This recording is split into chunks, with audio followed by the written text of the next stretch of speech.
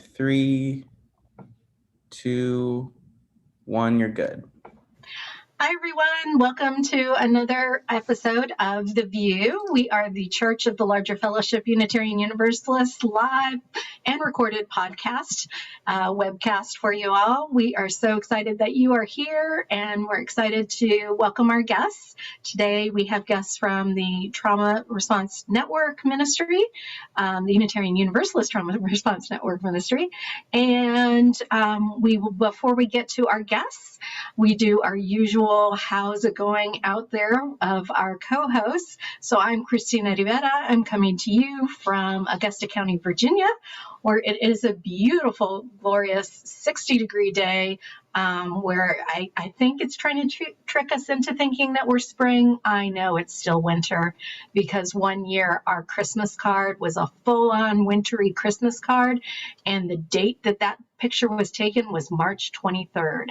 So this spring is not going to trick me yet. Aisha, how's it going with you? Hi, I'm Aisha Hauser, and I'm in Seattle, Washington. And it was sunny this morning. And a week ago we had a blizzard. I don't even own a shovel yet. And in 2 days it was almost completely gone. So that's winter in Seattle. The weather's fine. I have a dog that I put a coat on, and especially because it drizzles a lot. So I'm one of those people. It's better for me because then I don't have and she's huge. She's 56 pounds. So I don't want a large, wet dog running around my house. So that's me right now. And QuianaDenae, how are you and where are you? Hi, everybody. I am chilling here in Ann Arbor, Michigan. We're going through a little spring burst. And by that, I mean, it was like 40 degrees yesterday with a low of like 3, but like a high of 40. So we've got that wonderfulness going, but it snowed and then it all went away. It all like melted. So we're good there. But everything in the arbor is good. It is, even if it is a false spring, I will take this hope and let it ride out till there is an actual spring. And so that's where I'm at right now. I want to throw it out there to my friend Tanner, who's behind the chalice, who's in sunny California. I don't know if they're coming on screen, but I want to acknowledge them, their hard work and their dedication to us before I throw it to my good friend Don over in the Harbor of the Eggs. No, are you in Egg Harbor? Yeah, you are in the Harbor. I am in Egg Harbor City. That's right. I am in glorious South Jersey, just 15 minutes from Atlantic City and all of the marvels contained therein. It's, on the front side of my house, it's cold this morning, but in the backyard, it's sunny and warm and amazing. And I went out to get the paper this morning and found crocuses. So I don't really care what we call it as far as seasons go. I have crocuses, and that means spring. Calendar be damned. It's time, it's time. But yeah, things are doing okay here in South Jersey. So I'm going to hand it back to Chris, and then I'm going to turn my video off so I can eat my lunch stuff. Thank you all for checking in. And before we introduce our guests, I just wanted to give us the opportunity for the UU Roundup. We try and round up any kind of news that we know is going on around Unitarian Universalism. And because this is the Church of the Larger Fellowship, we are going to express a moment of privilege in saying to our membership, don't forget we have a congregational meeting coming up this weekend, Sunday before Sunday service. Please be there. You should have an invite in your email box. If you don't, go to the website and Facebook page, and it has information there. And it's a very joyous congregational meeting, and very short because we are voting on the ordination of our CLF Learning Fellow, Ali Bel Delgado. So should be very, very short meeting and very, very joyous. The other thing I wanted to give a shout out for is the UUA. The UUA has put out some talking points and some videos and information for congregations in their discernment about how and when to reopen. So super, super important to check out those resources. As you know, the UUA had recommended that that congregations do not come back into in person until after May, and we're getting close to May, and some congregations are getting anxious to talk about reopening, and that's a great thing. But the one thing I just really want to emphasize is that science has to be part of your reopening. The metrics around what COVID looks like in your neighborhoods and in your communities, those metrics have to be part of your reopening decisions. And so, if you're just going based on, can you go to back to school, or can you go to a movie theater or a restaurant? Those metrics are about politics and about economics, and your metrics really need to be based on the science of what's going on in your communities. QuianaDenae. Yeah, I just wanted to back you up in that. Here in Ann Arbor, I always talk about us, but we have had a COVID team the whole time that has been balancing, the science with the human desire, and it has been critical in how we move and what we're thinking about, and just it recenters the conversation. Ann Arbor has a very large college here. The University of Michigan is not a small little bundle of worms. And so we have to base how we move based on how that organism is going to move. So it's not just how you all want to move, but how your city and your culture is moving is critical and important. Every time we have a shift in how the university moves, it shifts everything in this town. And so if they're using science to make decisions about if students can come back and what resources they're going to have available, we have to use that same kind of data, that same kind of research to decide how the folks that we care about in our beloved community are going to function and move around. So it's not that we're saying science only. We get that we're human and we need stuff. And it may be about building in other resources, building in other Zoom opportunities, building in social distance walks, whatever it is that folks need that incorporates what we need as humans, but also balances out that I want you all to be here when this is over. I need you all to survive. Let me say that again. I need you all to survive. So in that reality, we have to use all of our tools at our disposal to make the best decisions for all of those folks that we want to see survive. And I want to, look, the extrovert in me, this has been rough. This has been rough. I miss so many people. I miss, and it's been rough for the introverts too. It's not, I imagine, even for introverts. So exactly to your point, QuianaDenae, that we get it. I get it, that we want to be together. We miss each other. We're coming up on the 1-year anniversary of when it feels like the world shut down. And so this is huge, and spiritually it's huge, and we miss each other. And even given that, it's exactly what QuianaDenae said, we need you to survive, and opening too soon will not be helpful to anyone. And take the advice of the people who care about you. We care about it. We have to remind each other we care about each other as a community, and it's about love. This is where our individual personal desires cannot outweigh what we need to do for each other as a community. And that is a lesson that UUs need to learn over and over and over and over. And I will say mostly white UUs, because Black and brown people living in this society automatically know we have to care for each other and understand what that looks like. And I think it's harder for folks socialized to get whatever you want. So I just want to name that. And it is hard. It is very, very, I miss a lot of people. All of us miss a lot of people. So I wanted to also point that out. Thank you all. Anything else for our roundup that has been on people's minds the past week? Is GA registration still open for virtual GA? I registered a while ago, so I haven't been following whether or not it's still open. It should be, yes, I'm sure it is. Yeah, because you can register for GA even when it's in person up until very late. So very good. Get out there and early for me to say. I think sign up for General Assembly. It was great last year online, actually. Yeah, definitely. So we are really, really excited and really just, part of what we know in the world is going on right now is this past year. And, as folks of color know, for more than the past year, more than decades, more than centuries, is trauma upon trauma, but particularly last year, having been in a pandemic. And we really want to, talk about what resources are out there, what we can do. And one of the things that we thought about was the UU Trauma Response Ministry.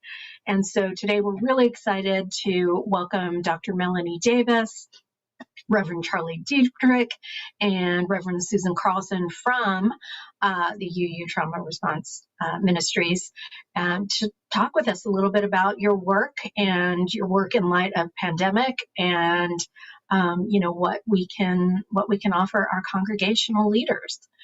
So if you all want to introduce yourselves and maybe say what your role is within the Trauma Response Ministries, that'd be great. Melanie, you want to start?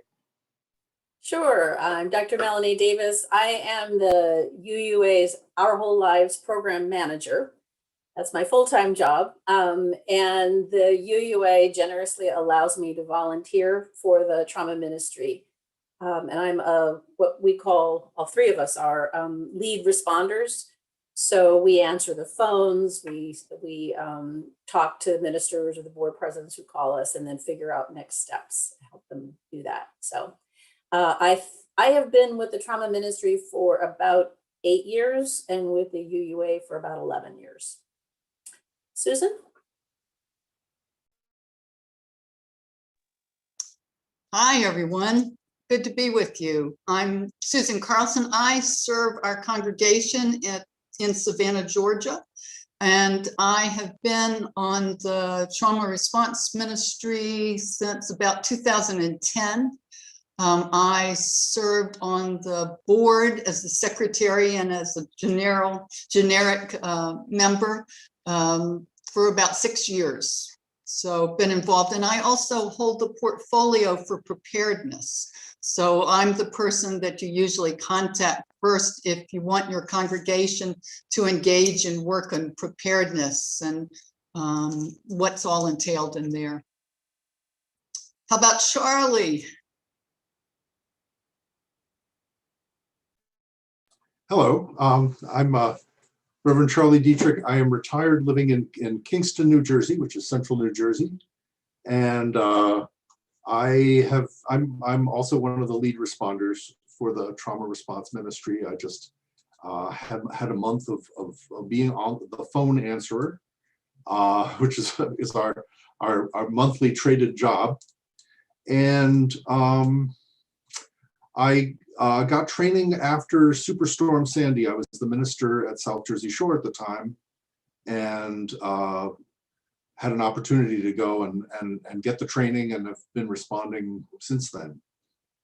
So that's the three. You don't have the chair of the board or anybody else like that. You got three people who actually do the month by month work here to talk to you today. So we're going to talk. Thank you so much. We're going to talk not in our professional roles, but as responders. Excellent. Can I ask a question right away? Melanie said something that was really interesting, that you volunteer for this. Do none of you get a stipend? Nope. That seems like a justice issue. The board members don't either. Members of the board of trustees, they don't get any, they're all volunteers. We do have an administrator now from a grant position that we got. And so Shay is our new administrator. So that's the only paid position. Everybody else is volunteer. It sounds like you do a whole lot of ministry, though. All right, I'll chew on that for a while. It is appropriately named. It's a not-for-profit organization, and it is a ministry. I mean, the arc of our work is pastoral response, and so we don't Charlie has some basic information he's going to share, but we don't go in and do counseling. We don't, build that. We are helping people figure out the solutions that work for them and helping them in a ministry pastoral sense. Charlie, did you want to share your 3 highlight points with everybody? Well, sure. The question of why we're on today, a couple of important points. One is that the coronavirus pandemic really is what we call a critical incident. We're going to use that word a lot. Critical incident is something that's unexpected, that changes people's reality, changes the way people operate. And so we're 1 year into a critical incident. The second one is that when critical incidents occur, it turns out that the science, sociology and biology says that there are phases of response that follow a critical incident. And the way people interact changes from time to time. We'll talk about that a little bit later. And the last one is that one of the important things that happens is that anniversaries are especially bad. Like if your partner has died, then as you come up to 1 year anniversary, your body just changes and the way that you do things change for a few days as you remember the past. And so we've been working on a video for showing in congregations to sort of normalize the things that people are going through, and to open the discussion for how each congregation, because each one's unique, how members of that group are responding and help them. The awareness can help people to recover better and guide the regrowth phase of a trauma. How many volunteers do you have? I was curious. And how do folks find out about volunteering? But how many do you have now? And what is training like? I haven't counted recently. I don't know. What do you think? 30, Susan, something like that? It's a variety of lead responders and then general responders who will go to congregations. Now we do it on Zoom. But we used to actually travel to congregations. So it's a combination of people and then board members. So there's different levels of involvement. So that's part of it. In terms of the training, some people come with a lot of background in medicine or counseling or even emergency response, but they still all go through our training anyway.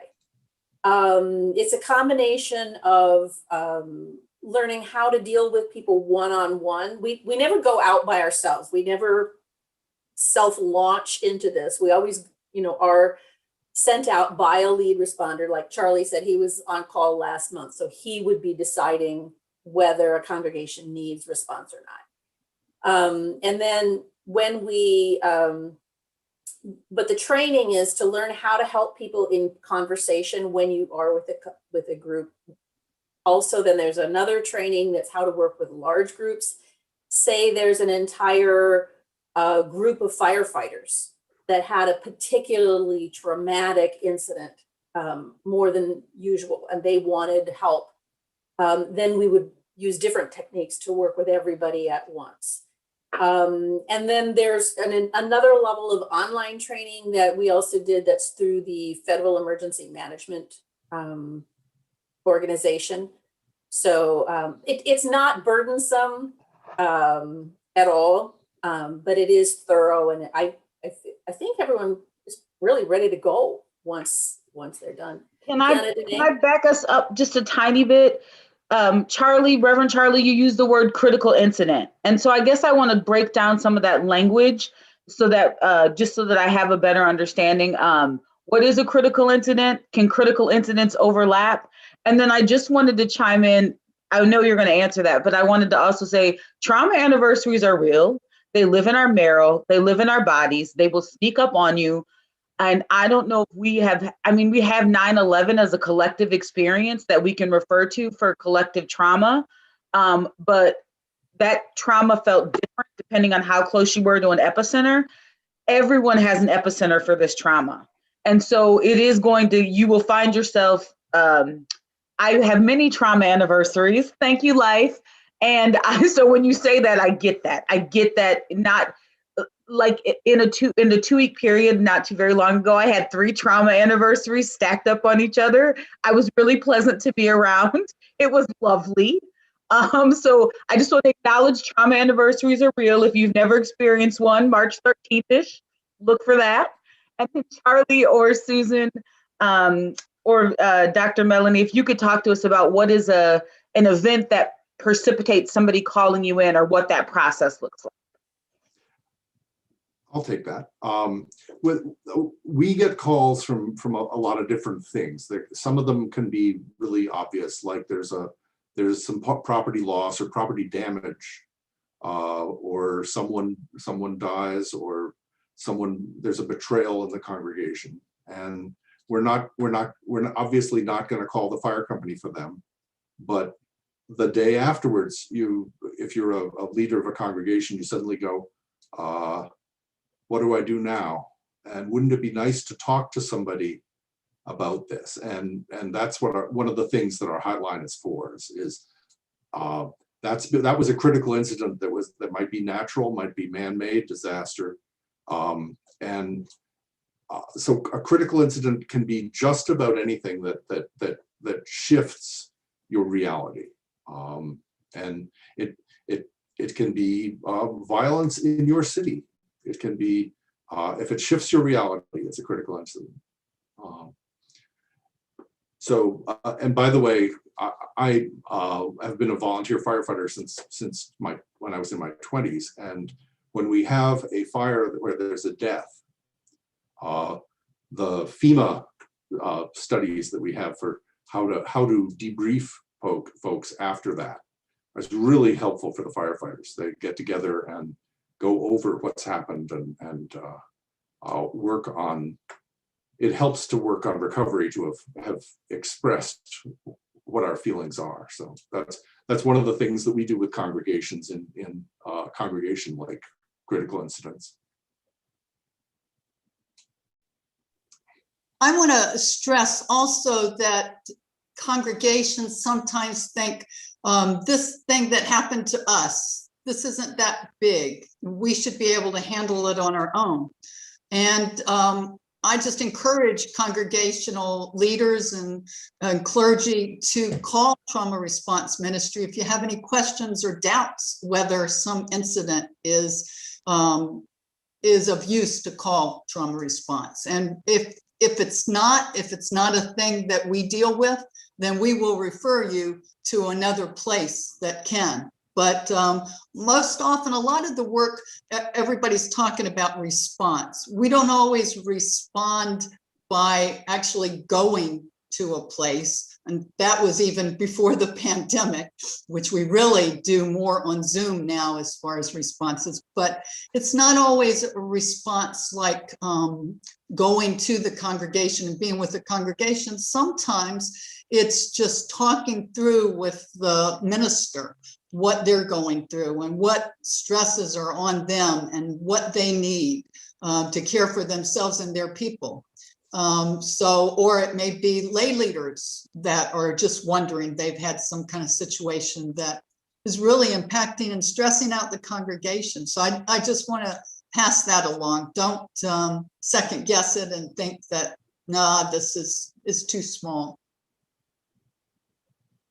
Susan, did you want to share when you were with the congregation that went through Hurricane Sandy and how that worked for you? Yes, I tell you, well, I have intimate knowledge of what it's like to need trauma response ministry. When I was the minister in Staten Island, right after Superstorm Sandy, we were getting in massive amounts. And so this was the positive part of it. We were getting in massive amounts of donations. Every day I'd go out on my parsonage door and there'd be like a bunch of clothes from Hawaii or something. UU congregations were responding, and we were getting phone calls and people were wanting to give us really good advice. But in the typical way that stress happens and that critical incidents play out, I was in a phone call, and I remember, I didn't know it at the time, but I just hit the wall. You know, you hear about runners and they hit the wall. I hit it. I couldn't think. I really couldn't talk. And there was a trauma response ministry person there with me. And so they just sort of took over and they said, okay. They finished answering the phone call and they helped me to get some food. My spouse did as well. And they helped me just to turn that corner because it was just flooding over me. And so that was, I can tell you absolutely that trauma response ministry helped us in that situation. Yeah. One of the things, oh, go ahead. Can a lay leader, like I'm envisioning this sort of thing as, oh, our minister called and talked to the trauma response. Is this something a lay leader can call? Can it just anybody call you and say, hey, what's going, like, how do we handle this thing? Do they have to be like a board member? Do they have to be on the care committee or something like that? Or can they just be a standard concerned member of the congregation? If a member of the congregation calls and says, we're really having trouble with X, Y, or Z, our response will probably be talk to your minister, or talk to your board president or whoever it is who is in charge, because we don't get involved in internal things in congregations. We respond to the congregation's response to the critical incident. So it's important. And it's also important for the lead responder to get some sleep, that we use this basically for whole congregations. Also, sometimes we'll know that there's something going on. Like we'll know that there are really bad storms someplace. And wouldn't it be nice if the congregation called us and said, come help, because then we could plan our response in a reasonable time, but we won't do that. We won't call somebody up and say, we want to respond to your situation, because we respect the congregation's ability to help themselves. And that's one of the key things, is that your congregation, your group has within it the capability to get through a critical incident. We can, if someone from the congregation were to call, in addition to what Charlie said, we can refer them to the resources on our website, uutrm.org. We have all sorts of flyers on what shock looks like, how to help children who have experienced critical incidents, and those are available to the public. Anyone can download them. One thing that we do need to make clear is that we don't offer counseling. So if we're talking to somebody and they are feeling that they were personally betrayed by someone in their congregation, or they're having personal issues, we would certainly suggest that they seek appropriate help. So Melanie, let me ask, continuing so for example, Darby Lockridge, one of our CLF members and super fans of the VUU, is in Texas. And obviously Texas has just had a trauma upon the trauma that we've all been living with. So is there maybe like an email blast saying, hey, remember there's trauma ministry in case you need us? Like, is that something that you all would do? So as Charlie said, we never invite ourselves. This program, people are learning more about us through this. Julie Taylor, Reverend Julie Taylor, does a lot of speaking across the country and talking to groups. Now that we have our administrative person through this grant that we got, we can do more social media. But I think I do lay preaching across the country, and I'm always surprised at how many clergy folks don't know about us. So even if I'm not speaking about trauma, I'm saying, hey, by the way, do you know that this resource is available to you? Because we want people to have our business card pinned on their bulletin board, or, put our URL on their desk so that they can call us whenever they need us. And as Susan was saying, just just talking to somebody, if let's say a minister has, you're in Texas, you're snowbound, and you have a couple, this is hypothetical, but let's say that you have a couple people die and you need to figure out how to plan celebrations of life and how to support families when nobody can get where they need to go and maybe phone lines are down. So that minister can call us, or a board president of a fellowship can call us and say, what are my options? How can I do this? One of the things that the trauma ministry can do is to provide pulpit supply. So if their local minister can't do 3 celebrations of life in a weekend, we might be able to provide somebody who can provide that. Ooh. One of the things that you talked about earlier when we were talking about in prep was about confidentiality. And I think that's so important. Right now, we've been talking really, for lack of a better term, generically about things that could happen and kind of in this imaginary space. Can one of you speak a little bit to the confidentiality that you all uphold in the work that you do and how important that is?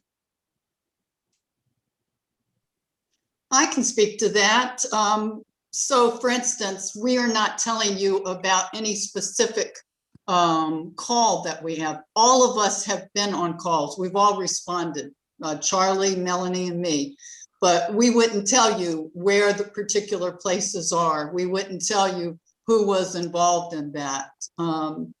So that it's very confidential. And the responses that we do are various. So it depends, the same as we don't self-deploy. So we may reach out to, say, a clergy person that's a friend of ours and say, you could call, just to let you know, you could call Trauma Response Ministry if you're feeling strapped right now. But that's more a collegial kind of thing that we would do. But, we're just, we do simple things sometimes, like just talking it through with people, referring them to resources. And maybe sometimes when we are responding in person, just giving them some water or something like that, reminding them of ways that they can care for themselves. Because foremost among trauma response ministry is that we believe that congregations and people within congregations are able to be resilient. They're able to come back from this. They're not going to be the same. We all know that, when things happen, but they have resources within themselves. And that's really important for people to remember, like say in this pandemic, okay, you're feeling stressed out and all the things are coming towards you. What did you do before that worked for you? What did you do before when you were really under enormous stress, or when you've reached the anniversary of something that was traumatic to you, something that was a critical incident? What did you do that helped you? It may be something different this time, but it may very well get you to thinking about what works for you. That's different for everybody. I think to Susan's point, we don't come in, well, we have a process that we use, but mainly it's listening. It's allowing each person to tell their story of their experience of this critical incident. And the act of telling that story and going back to like, okay, so this is my story and it's different than the trauma before, but that's what I used, right? One of the things that we do not do is tell people what their solutions should be. Because not only are congregations individual, but individuals are. So a person of color is going to have different life experiences and different ways of getting through things than somebody who is white. A person who is rich has access to resources that someone who is poor doesn't necessarily have access to. So our role is to help people figure out for themselves what will work. And sometimes it might be, hey, the way I get through is to sit alone under a tree and meditate. Great, that'll work for you. But for somebody else, it's going to be in an identity group and being with people who share a community experience or racial identity or a sexual orientation. so that they can work things out collectively. So we just try to help people figure out what might work for them without telling them what the options are. I think that's so important, that you mention the different responses for trauma that are necessary, that different communities process trauma and together differently, and that is really, really crucial to the trauma response, and something that we're not as adept at as Unitarian Universalists of recognizing, number one, even just knowing that that's a fact, number one, and number two, then how to address it once we've recognized it. So I wonder if you could speak a little bit more about talking, congregations or communities through that. Charlie, could you maybe talk a little, I think our video that we created for this anniversary touches on some of that, if you want to address that. You go ahead. Oh, okay. Or should we talk about the phases of well, that's sorry, I skipped, I made a leap there. Okay. So we created this video for the anniversary of the UUA's recommended shutdown of our congregations. And part of that, we the three of us co-wrote the script and recorded it, and it will be released soon on our website. But part of it is helping people understand that as we go through these stages of response to this ongoing critical incident, to recognize that we are individual and we all have different needs, and not to judge how other people are responding, or to say, they shouldn't be angry, they should be compassionate. Well, no, I'm really under a heck of a lot of stress here.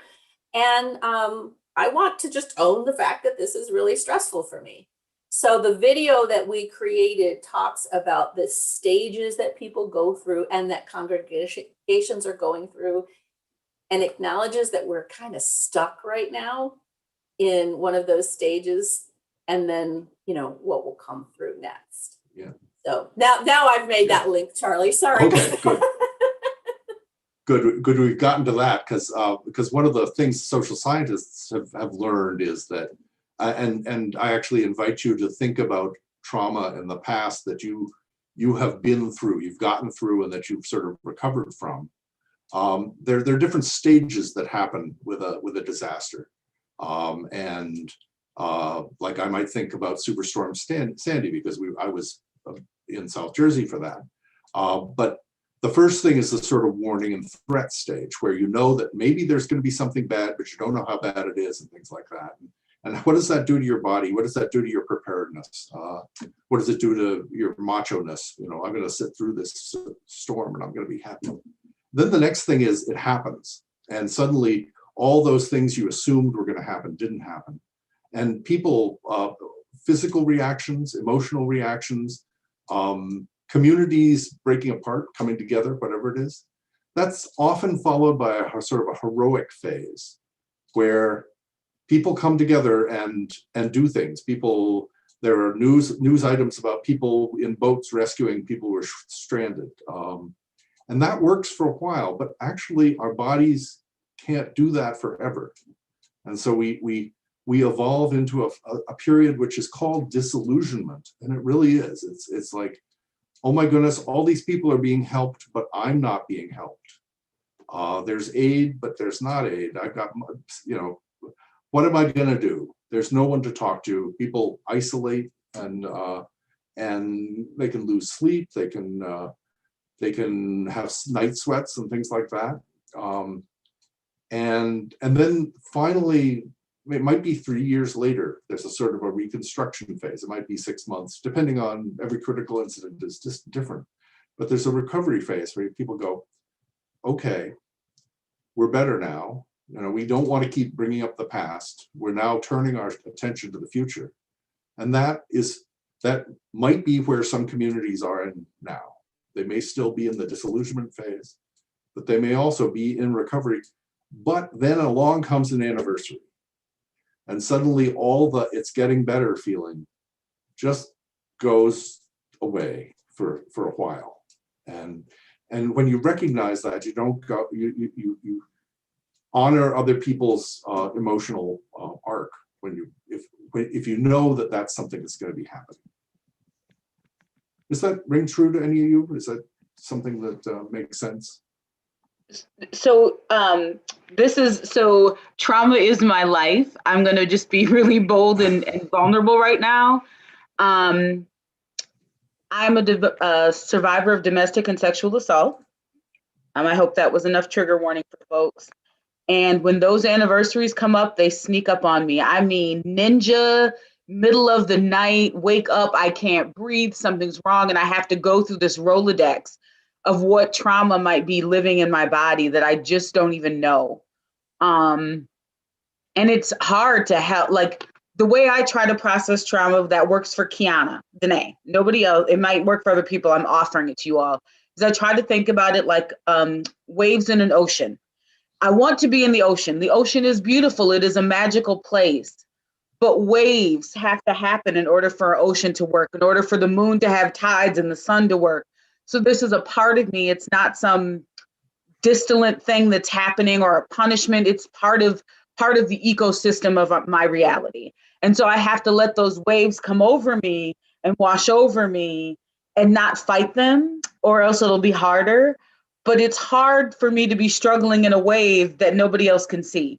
My kids don't know that mama's having a trauma anniversary, and they can't know because it's not theirs to have. And so I have to navigate those waves with all of the feelings that come with that. And so for me, when we talk about trauma anniversaries and how trauma lives past when the event happens, it is my life. But it's also to speak from my as we say in UU land, speak from your scars, not your wounds. My wound or my healing place, or the place now that I'm at, is to just be at peace with how my body needs to move through trauma. This is not something I need to emotionally move through, but my body needs to somehow feel that pressure and release it. It needs that valve, and that's just human bodies. It's not good or bad. It doesn't make me a person who's not in survivor mode. It doesn't make me a person who doesn't want to thrive in a new spiritual space. It means that this skin suit that I got needs a way to process things that happen to it. And for me, that's been super, super helpful, because for a while I thought it was, an intrinsic now part of who I was in a way that meant I was defective. And I'm not. So I would just say for communities dealing with, as we look at March 13th, which is when we got sheltered in place here in Michigan, that we start to think about, my body's like, where was I a year ago? What was I eating? How was I able to move around? Where was I taking my car? Did I have this mask acne? Where did this come from? What, did I question what people with beards did with their beards? I didn't do any of that a year ago. It was not even on my radar. To go stand in line at the airport for an hour just to get checked through, never to take off my shoes, and never crossed my mind. And now I'm like, I don't know if we can go to Meyer at 4 p.m. on a Friday, because that's high traffic and I just can't take that risk. And we become walking actuaries. I mean, the truth is we've become, everything is a risk assessment. We are risk assessing everything past our front door. And nothing prepared me for that. I'm 43. Nobody was like, hey, when you get to be 42, some things are going to go down, and you're going to need a set of skills to get through that. You're going to need to know how to wash your groceries down before they come in your house. You're going to need to have a place to put your mail. Nobody said that to me. I would have laughed if somebody told me that a year ago. Now I'm like, look, I don't need that catalog. Postman, you can just keep that. Just don't even leave it here. That's a check. Look, we're going to wait 3 days. We'll bring that in the house. It's just a different world. To your point, while all this unexpected stuff happens, life in general happens, and people are dying of old age, have nothing to do with COVID. People are having babies. People are, I'm single. I'm trying to date, and I'm doing that actuarial stuff. Like, this person's really attractive and we've talked for a while, but is that person worth risking my life for? And it's tough. So one of the things that we have to recognize is that, yes, there's the pandemic, but there's also the other stuff going on in our lives, and dealing with that ordinary stress can make dealing with the sudden stress and now ongoing stress even more challenging, because we're like tapped out from, I don't know how people manage to be schooling and working and doing all this stuff at one time on top of doing the risk assessment daily. Your coping mechanisms get really, really shady. Let me just say, the food in my house is, I had to skip the Cheeto aisle the other day. I was like, you can't even go down the Cheeto aisle. You are Cheetoed out. I want to ask you all, I know I'm laughing because for me, laughter and humor is a survival technique. I want to ask you all about layered pandemics, because I don't think the pandemic right now is just COVID. I think there's also George Floyd, which will be another kind of anniversary. I think economic crisis is another layer. And then we have educational, crisis on top of that. So how do we navigate multiple pandemics? Because to me, it's a layer. We got a layer cake here that's ugly. It's the ugly layer cake. And okay, and then I'll popcorn the second one. How do you all, we, us all, address things like George Floyd, which have a very heavy racial lens to them when we are predominantly, not all, but predominantly white faith? How do you address things of a racial nature when we are definitely dealing with our own racial stuff? Susan, would you like to address that? Since I'm not a minister in charge of a congregation, I would defer to you. Well, I'll take the second part of your question. The UUTRM has always had been in consultation with people of color. We've not been all white, but we are predominantly white. We're aware through our consultations, all of our trainings, all of our workshops, we try to get consultants that are people of color to work with us on what's needed by different people. For instance, one of the consultants that worked with me on a workshop, actually a retreat that I did, told me for the first time I'd heard of it, about we culture and about how white folks in their self-care may be more appreciative of like taking a yoga class or making sure that they're hydrated or doing individual things. Whereas for people of color, generally, not always, of course, it may be more of a community needs. What do I need to be in touch with my community to feel like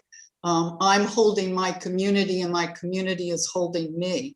And so in that way, we have tried to address some of the racism and the white supremacy and how that plays out also with like the anniversary of George Floyd. Oh, well, I guess this was your first question about the layered, the multi layers of the pandemic that are facing us. Because in my congregation, we refer to dual pandemics, the pandemic of all that has come out more and finally hit some of us white folks about the murders and the brutality and the police violence against people of color. And so those simultaneous pandemics influence one another, and we're working on all of those.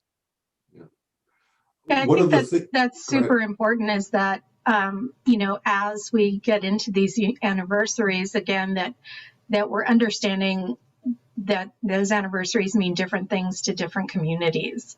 And full disclosure, I was the consultant that worked with Susan about we and I culture. And it is really important that folks who are listening into this and who are thinking about these anniversary events, particularly around the pandemic, really do understand that there is a wide variety of experiences of this pandemic, and your experience is part of that truth, absolutely, but is not the only truth. And I think that is, a really healthy way for congregations and for congregational leaders to approach this. Because a lot of times I hear some folks who are, in a really privileged position saying how wonderful the pandemic has been. And, it's given them time off and time to regroup and time to be with, more with their immediate families and all of these kinds of things. And while I honor that is their particular truth, that needs to be expressed in a context for the ravages that this pandemic has been for other communities and for other people who have seen person after person, loved one after loved one die, and if they didn't pass, horrible long-term effects from the pandemic. Lost jobs, lost wages, lost homes, lost, like the loss upon loss upon loss is real. And that truth has to be expressed as well.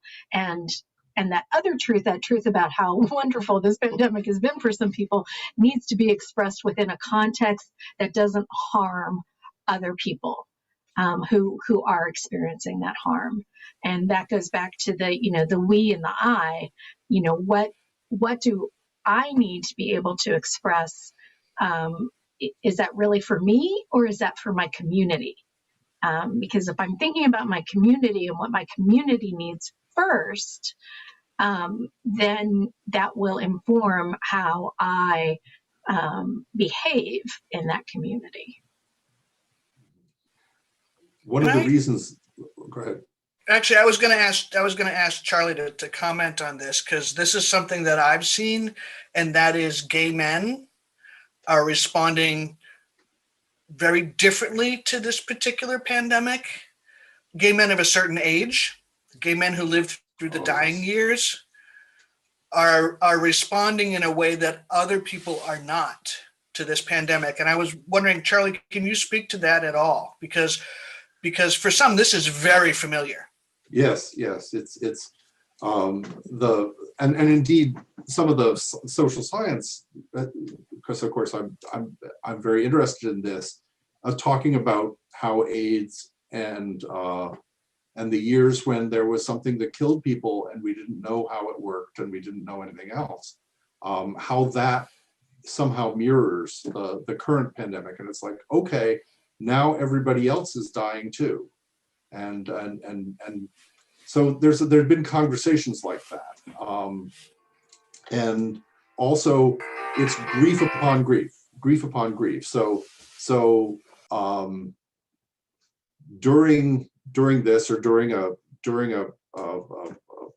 community critical incident, you also remember your previous critical incidents. And so the losses in the 80s and 90s come back for gay men especially, and as well as their associated communities, the lesbian community that really chipped in and helped because they could. They were all there was to help.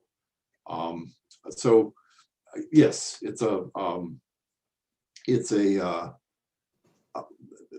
people do experience the situations in really radically different ways.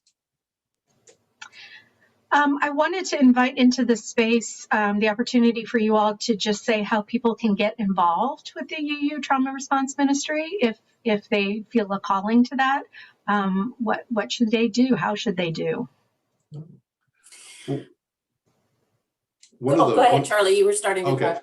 Yeah, one of the first things is that getting familiar with us involves going to the uutrm.org website and looking at us, and that has some pictures and stuff. We're going to put some resources that will go with a video that's available for the anniversary, and it'll have things congregations can do, as well as some of the science, references to the science about trauma critical incident trajectories. So that's one way to do it. The other is to get, if you are somebody who thinks they're called to do this sort of ministry,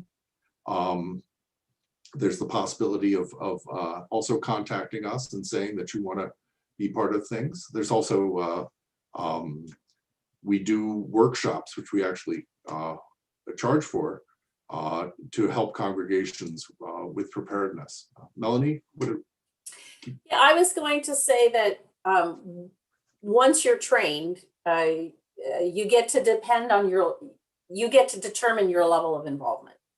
So for example, if let's say Susan's on call, she's answering the phones one month and she decides that this would be an appropriate time to send a team of 2 or more responders to a congregation. And she calls me to see if I'm free on a given weekend. I have the ability to say yes or no. So there's no pressure that, you know, it's not like being a firefighter where when you're on, you go to all the fires. This is, you know, you can put your own mask on first, if you will, if you need to attend to your Melanie, own can I ask real quick, because please tell me there's a screening, because some, you know, I've worked in congregations and not everybody who raises their hand, bless their hearts, we can love them. Not everyone is cut out to actually, because I can imagine some people who would love to be trauma response people may not have the skills. So please tell me there's a screening. Well, in the process of doing the training, you know, you are being assessed while you're going through the training. And so people who have more experience and who are the lead trainers for that event, they're keeping an eye out to make sure that you have your own traumas and history in check, and that you can really give your full attention to the people that you're helping, as opposed to getting caught up in your own stuff. So yes, there is a screening process. And I would say that happens even more with the UU trauma response ministry training, because after the other trainings, which are kind of like pastoral care that Melanie's described before, we also have our own understanding of how UU trauma response ministry itself works. And that's where we really also get to see how people are equipped or not equipped to be responders. And that here's another thing, that it's not just responders that join and volunteer with us. It's also people who may realize that this is a trigger for me and I could never go into a congregation and do that. But there may be other kinds of supportive things that you can do. You may be able to help out with some of the organization. You may be able to help with figuring out our membership organization roles and updating those and various things. You may be able to help me with preparedness and how those roll out and how we can respond to those kind of things. So there are a lot of different roles, and even if you cannot be a responder for one reason or another, or because that's not your gift, that's not your ministry in this lifetime, then you can still be a part of UU trauma response ministry. And we just really need more people. We really need more people to understand our role and that we are here. We've been here since 2002. So 19 years after 9/11, trauma response ministry has been around and serving our congregations. And so that's it. We're just really ready to have some more volunteers that are appropriate and that can do this important work. It also does give a lot back to you. I can say that serving on the board and then going off the board, but I told them I'd still be willing to do the portfolio for preparedness. So there's just so many things, and it's such an awesome organization. And I would add that we're open to all kinds of people with all kinds of backgrounds, because the training will prepare people to do what they need to do. So you don't have to have any kind of counseling or hospice or medical background or even clergy background. We're open to all kinds of people, and across the country, all kinds of races, cultures, languages, everything.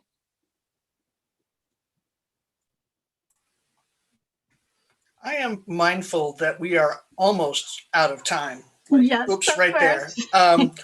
And I just wanted to thank the three of you for talking today. And as somebody who talks a lot about trauma, and these lovely folks listen to me every time I go on about it. It's so important to hear an affirming, non-shaming message around trauma and surviving trauma and the resiliency that comes with that. And just thank you. I'm really glad you all are here. Thank you very much for Thank you having all us. so much for being here.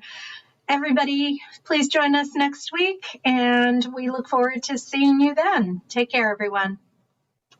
Thank you. Bye, friends. Bye, everybody.